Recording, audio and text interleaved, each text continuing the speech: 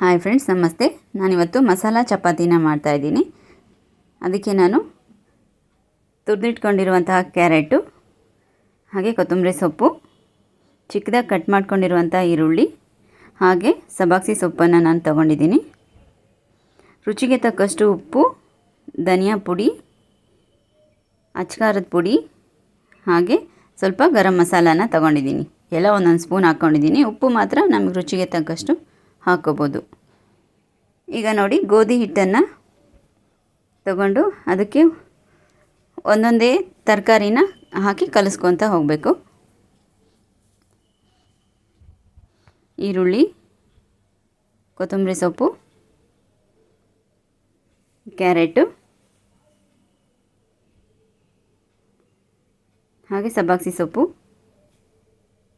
ಇದನ್ನೆಲ್ಲ ಹಾಕಿ ಕಲಿಸ್ಬೇಕು ನೀಟಾಗಿ. ನಾವು ಚಪಾತಿನ ಯಾವ ಥರ ಕಲಿಸ್ತೀವೋ ಹಿಟ್ಟು ಅದೇ ಥರನೇ ಕಲಿಸ್ಕೋಬೇಕು.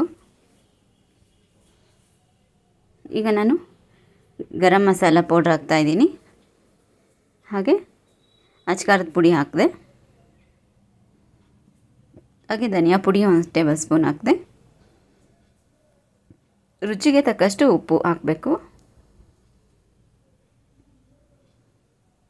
ಇದನ್ನು ನಾವು ಚೆನ್ನಾಗಿ ಕಲಿಸ್ಕೋಬೇಕು. ಎಲ್ಲ ಮಿಕ್ಸ್ ಆಗಬೇಕು. ಸ್ವಲ್ಪ ಸ್ವಲ್ಪನೇ ನೀರು ಆ್ಯಡ್ ಮಾಡ್ಕೊಂಡು ನಾವು ಕಲಿಸ್ತಾ ಹೋಗಬೇಕು.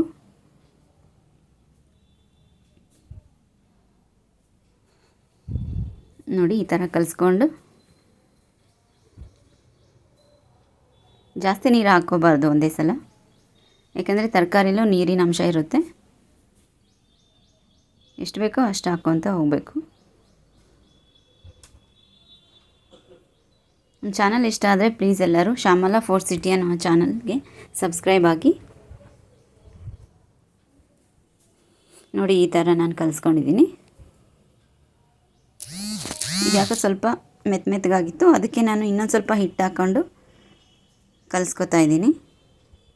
ಈಗ ಫಸ್ಟು ನಾನು ತುಪ್ಪ ಹಾಕ್ತೀನಿ.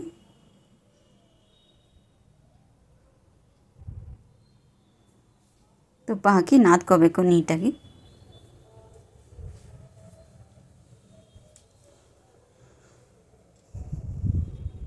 ಈಗ ನಮಗೆ ಕೈಗೆ ಅಂಟ್ತಿದೆ ಅನ್ನೋವಾಗ ನಾವು ಇನ್ನೊಂದು ಸ್ವಲ್ಪ ಹಿಟ್ಟು ಹಾಕಿ ಕಲಿಸ್ಕೋಬೇಕು. ಅದನ್ನು ಸ್ವಲ್ಪ ಹೊತ್ತು ನೆನೆಯಕ್ಕೆ ಬಿಡಬೇಕು, ಅರ್ಧ ಗಂಟೆ ಕಲಸಿದ್ದಾದಮೇಲೆ. ಅರ್ಧ ಗಂಟೆ ನೆಂದರೆ ಸಾಕು, ಚಪಾತಿ ತುಂಬ ಸಾಫ್ಟಾಗಿ ಬರುತ್ತೆ.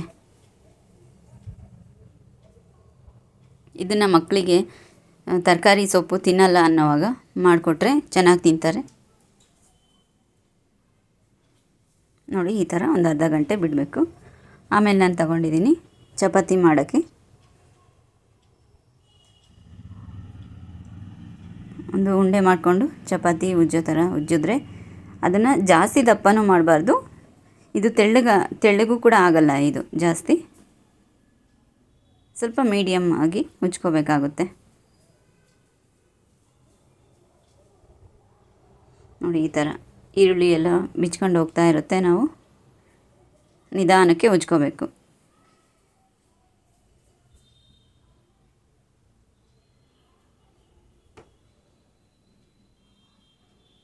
ಈ ಥರ ಉಜ್ಕೊಂಡಿದ್ದಾದಮೇಲೆ ಆಯಿಲ್ ಹಾಕಿ ಸುಡಬೇಕು. ಎರಡೂ ಕಡೆನೂ ಆಯಿಲ್ ಆಗಿ ಸುಡಬೇಕಾಗುತ್ತೆ. ನೋಡಿ, ಈ ಥರ ಸಾಫ್ಟಾಗಿ ಚೆನ್ನಾಗಿ ಬರುತ್ತೆ. Thank you. ಸೊಪ್ಪಿನ ಪಲ್ಯದ ಜೊತೆ